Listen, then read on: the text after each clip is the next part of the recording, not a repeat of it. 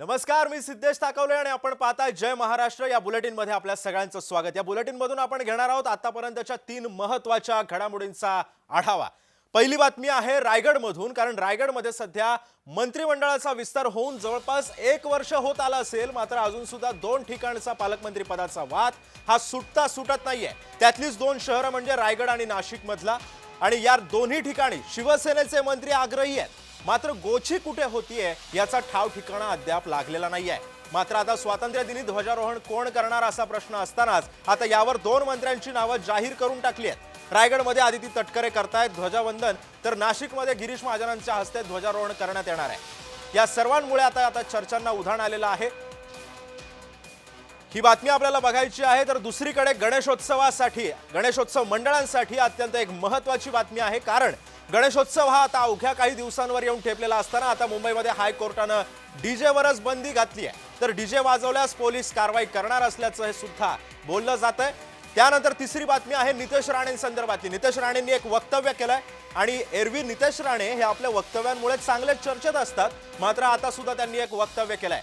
कोळंबी खा आणि ट्रम्पला हरवा असं वक्तव्य नितेश राणेंनी केलंय। अमेरिकेच्या आयात शुल्कामुळे खचून जाऊ नका असं सुद्धा राणे म्हणाले। या संदर्भामध्ये सुद्धा आपल्याला या सगळ्या पार्श्वभूमीवरती सखोल विश्लेषण करायचंय। यासाठी सुद्धा आपल्यासोबत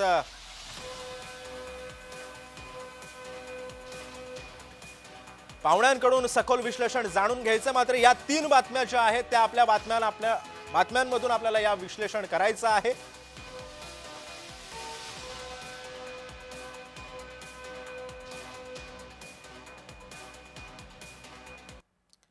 आणि याच बातम्यांसंदर्भामध्ये बोलण्यासाठी आपल्यासोबत काही मान्यवर सुद्धा जोडले गेलेले आहेत। आमचे प्रतिनिधी महेंद्र जोईल सध्या आपल्यासोबत जोडले गेलेले आहेत। सोबतच राजकीय विश्लेषक रविकिरण देशमुख सुद्धा आपल्यासोबत जोडले गेलेले आहेत, आणि गणेशोत्सवांसंदर्भामधल्या बातम्यांचे अपडेट्स घेण्यासाठी सुद्धा चिंचपोकळी सार्वजनिक गणेशोत्सव मंडळाचे उपमानद सचिव गजेंद्र बने सध्या आपल्यासोबत जोडले गेलेले आहेत। आणि नितेश राणेंच्या बातमी संदर्भामधले अपडेट्स घेण्यासाठी रविकिरण तोरसकर सुद्धा आपल्यासोबत जोडले गेलेले आहेत। या सर्व मान्यवरांचं या कार्यक्रमामध्ये आपलं स्वागत आहे। मी सर्वप्रथम महेंद्र जोईलकडे जाणार आहे, कारण आता मंत्रिमंडळाचा विस्तार होऊन जवळपास 1 वर्ष होत आला असेल, मात्र अजून सुद्धा 2 ठिकाणचा पालकमंत्री पदाचा तिढा काही सुटत नाहीये। त्यातली 2 शहरं म्हणजे एक म्हणजे रायगड, दुसरं म्हणजे नाशिक। या दोन्ही ठिकाणी शिवसेनेचेच मंत्री आग्रही आहेत, मात्र गोची कुठे होते याचा अजून पण कुणालाच ठाव ठिकाणा लागत नाहीये। आणि आता याच स्वातंत्र्य दिनी ध्वजारोहण कोण करणार असा प्रश्न असतानाच आता यावर 2 मंत्र्यांची नावं आता जाहीर करून टाकलेत। रायगडमध्ये आदिती तटकरे करतायत, आणि नाशिकमध्ये दादा भुसेंच्या ऐवजी आता गिरीश महाजन ध्वजारोहण करणार आहेत। पण एक गोष्ट यामध्ये प्रामुख्यानं जोडली जाते। मी आता महेंद्र तुझ्याकडे येतोय। आज राज्य मंत्रिमंडळाची कॅबिनेट बैठक सुद्धा आयोजन करण्यात आलेलं आहे। या बैठकीला भरत गोगावले आणि दादा भुसे हे 2 मंत्री आता या बैठकीला उपस्थित राहणार आहेत का?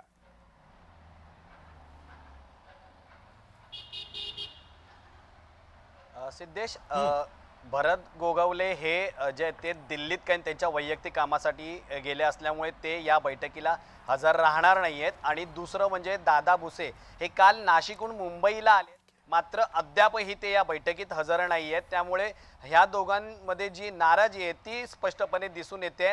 भरत गोगावले यांच्या हस्ते जे ते ध्वजारोहण होणार होतं, मात्र त्या ठिकाणी जे ते आदिती तटकरे आता त्या ठिकाणी ध्वजारोहण करणार आहेत, आणि नाशिकमध्ये गिरीश महाजन हे दादा भुसेंच्या ऐवजी गिरीश महाजन हे ध्वजारोहण करणार आहेत। त्यामुळे दोघेही नेते जे नाराज आहेत का, कारण बैठकीत दोन्ही नेते पोहोचलेले आहेत, आणि त्याचबरोबर उपमुख्यमंत्री एकनाथ शिंदे हे सुद्धा ते श्रीनगर दौऱ्यावर आहेत। त्यामुळे ते दुपारनंतर राजकोट या ठिकाणी जाणार आहेत, आणि पुन्हा रात्री ते श्रीनगरमध्ये पोहोचणार आहेत। त्यामुळे हे तिघही नेते आहेत ते या बैठकीला नसणार आहेत। त्यामुळे आता भरत गोगावले आणि दादा भुसे यांचं नेमकं बैठकीला न येण्याचं कारण अद्याप तरी आपल्याला समजू शकलं नाही, मात्र हे दोन्ही नेते आहेत ते बैठकीला अद्याप तरी गैरहजर आहेत। नक्कीच महेंद्र, तू सोबतच राहा, आणखी काही बातम्यांचे अपडेट्स तुझ्याकडून जाणून घ्यायचे। मी आता राजकीय विश्लेषक रविकिरण देशमुख सरांकडे येणार आहे। रवी सर, नेहमीच वादात राहिलेली जागा ती म्हणजे रायगड आणि नाशिक, यामध्ये सतत कोंडी ही शिंदेंचीच झालेली आहे, कारण या दोन्ही जागांसाठी शिवसेना आग्रही आहे। यामध्ये आता शिंदेंना डावललं जातंय का असं सुद्धा बोललं जातंय, कसं बघायचं याकडे?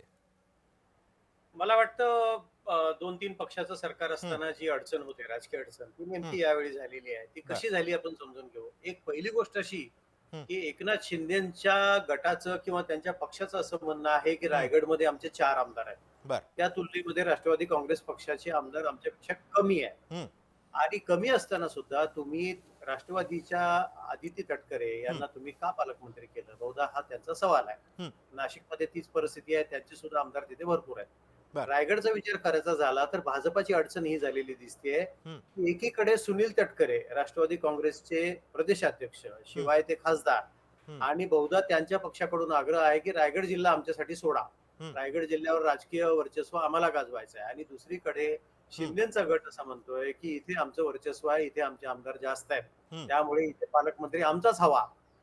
या वादामध्ये रायगडमध्ये नेमकी अडचण निर्माण झाली आहे. ती अडचण गेले वर्षभर सुटत नाही. जसा आपण उल्लेख केला की सरकार स्थापन होऊन वर्ष व्हायला लागलंय, म्हणजे वेळ आहे अजून थोडासा, काही महिने शिल्लक आहेत. परंतु तरी सुद्धा इतका प्रदीर्घ काळ एखाद्या जिल्ह्याला अधिकृत नसणं ही चांगली गोष्ट नाही, एवढं मी तुम्हाला नक्की सांगतो. पण रवी सर, एक गोष्ट या निमित्तानं आणखीन एक जाणवते, ती म्हणजे असं की भाजपला शिंदेना दुखावणं जड जातंय का, असं सुद्धा आता सवाल या निमित्तानं उपस्थित होतोय.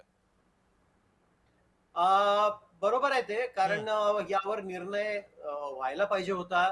पालकमंत्र्याविना जिल्हा राहू शकत नाही. पालकमंत्र्यांच्या सुद्धा काही जबाबदाऱ्या आहेत, घटनात्मक, कायदेशीर, नियमानुसार काही जबाबदाऱ्या आहेत. त्या जबाबदाऱ्या पार पाडायला आज तिथे अधिकृत व्यक्ती नाही. मागे मुख्यमंत्री असं म्हणाले की असं समजा की आम्ही तिघही पालकमंत्री आहोत, म्हणजे स्वतः मुख्यमंत्री आणि दोन्ही उपमुख्यमंत्री. पण यांनी प्रश्न सुटत नाही. प्रश्न नाशिकचाही सुटत नाही, प्रश्न रायगडचाही सुटत नाही. ध्वजवंदनाला मंत्री हवा हा निर्णय ठीक होतो, परंतु प्रशासनाने, जिल्हा प्रशासनाने आदेश कोणाचे मानायचे? जिल्हा प्रशासनाला पालकमंत्री म्हणून जेव्हा काही गायडन्स हवा असतो मंत्र्यांकडनं की इथे आम्ही काय निर्णय घ्यायचा, त्याचा विकास निधी असतो, त्याच्या वेगवेगळ्या विकास निधीमध्ये पालकमंत्र्यांचे आदेश हे अंतिम असतात. नेमकं ऐकायचं कुणाचं? तर नाशिक आणि रायगडची ही अडचण झालेली आहे. ही अडचण मागे सोडवायला हवी होती, सामोपचाराने मार्ग निघायला हवा होता. परंतु मला वाटतं दोन्ही बाजू ताठर आहेत. दोन्ही बाजूनी आग्रह धरला जातोय की नाही, आम्ही पालकमंत्री पद सोडणार नाही. नाशिकमध्ये तीच परिस्थिती आहे, म्हणून मला वाटतं ही अडचण सोडवणं कठीण झालं. रवी किरण सर, जर आपण थोड्या वेळापूर्वी जर दादा भुसेंचा एक बाईट सध्या माध्यमांमध्ये चांगलाच व्हायरल होतो, तो म्हणजे असा की नेमकं पालकमंत्री पदासंदर्भामध्ये एक वक्तव्य त्यांनी केलेलं होतं आणि त्या संदर्भामध्ये पत्रकारांनी प्रश्न विचारला. तो बाईट नेमका काय, आपण तो ऐकूयात आणि पुन्हा मी तुमच्याकडे येतो. आम्ही पालकमंत्री पदाच्या संदर्भात एवढी चर्चा करतो की बाबा जसे सगळे प्रश्न सुटले आणि एवढाच एकमेव प्रश्न शिल्लक राहिले नाही. रवी किरण सर, आता जर आपण भुसेंचा जर आपण आता हा बाईट ऐकला असेल तर त्यांचा चेहरा सगळं काही सांगून जातोय, कारण ध्वजारोहणाच्या कार्यक्रमावरून अक्षरशः या जागांवरती शिक्कामोर्तबच करून टाकलंय. त्यामुळे आता मग कसं बघायचं याकडे? नाशिकच्या बाबतीत बोलायचं झालं, आपण रायगडची चर्चा व्यवस्थित केली. नाशिकच्या बाबतीत बोलायचं झालं तर अडचण अशी आहे की नाशिकवर भाजपला वर्चस्व गाजवायचं आहे. आगामी महापालिका निवडणुका, जिल्हा परिषद निवडणुकामध्ये नाशिक हे त्यांना महत्वाचं वाटतंय. नाशिक हे उत्तर महाराष्ट्राचं केंद्र आहे. तिथून 2-3-4 जिल्ह्यांवर वर्चस्व गाजवता येतं. भाजपाला हा जिल्हा सोडायचा नाही. शिवाय कुंभमेळा आहे तिथे, सिंहस्थ कुंभ आहे, त्यावेळी सुद्धा तिथली विकास कामं आहेत. त्या निमित्तानं हजारो, हजारो नाही, लाखो भाविक येणार आहेत. त्या निमित्ताने भाजपला हे दाखवून द्यायचं आहे की हा सोहळा जो आहे सिंहस्थ कुंभ, याच्यावर सुद्धा आम्हाला आमची छाप उमटवायची आहे आणि त्याचा फायदा त्यांना नाशिक शिवाय इतर आजूबाजूच्या परिसरामध्ये घ्यायचा आहे. ही राजकीय व्यूहरचना झाली. पण ही राजकीय व्यूहरचना करत असताना महायुतीमधल्या इतर घटक पक्षांचं समाधान कसं करायचं, ही मोठी अडचण आहे. आज छगन भुजबळ हे राज्य मंत्रिमंडळातले एक अत्यंत वरिष्ठ मंत्री आहेत, पण त्यांना कुठे पाठवलंय तर तिकडे भंडारा गोंदियाकडे पाठवलंय ध्वजारोहण करायला. आता भुजबळांची सुद्धा प्रतिक्रिया आपण घ्यायला हवी की आपल्याला कसं वाटतंय. मला वाटत नाही की त्यांना आनंद वाटेल, कारण त्यांनी सुद्धा नाशिकचे पालकमंत्रीपद बरीच वर्ष भूषवलेलं आहे.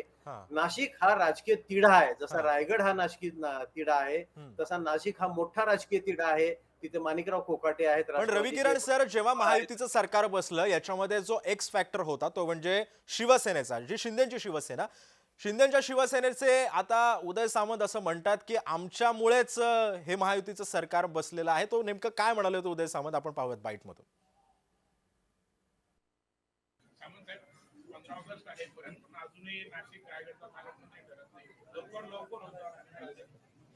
सकाळपासून याचं दोनदा उत्तर दिलं, परत तिसऱ्यांदा देतो.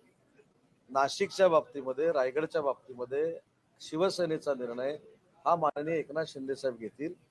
दोन्ही नेत्यांची चर्चा करून घेतील. रविकिरण सर, जर आपण ऐकलं असेल तर अतिशय चित्र स्पष्ट आहे. अगदी थोडक्यात मला तुमची याकडून या संदर्भामधली प्रतिक्रिया जाणून घ्यायची आहे. मला वाटतं उदय सामंत यांनी राजकीय सुटका करून घेतली या प्रश्नाच्या उत्तरातून. हम्म. त्यांना थेट उत्तर देता आलेलं नाही, त्यामुळे त्यांनी पक्षाचे नेते एकनाथ शिंदे यांच्याकडे बोट दाखवून ते मोकळे झाले. हम्म, मोठा पेच प्रसंग आहे एवढंच मी सांगू शकतो. हम्म, राष्ट्रवादी आपलं सॉरी शिवसेनेला जर इथं हक्कच गाजवायचा होता तर उदय खरंय. सामंत सुद्धा एक खंदे सहकारी आहेत, ते थेट म्हणू शकले असते आमचा दावा आम्ही सोडलेला नाही, पण त्यांनी तसं उत्तर दिलं नाही. याचा अर्थ असा की मोठी अडचण झालेली आहे, महायुतीमधला पेच प्रसंग कायम आहे. नक्कीच.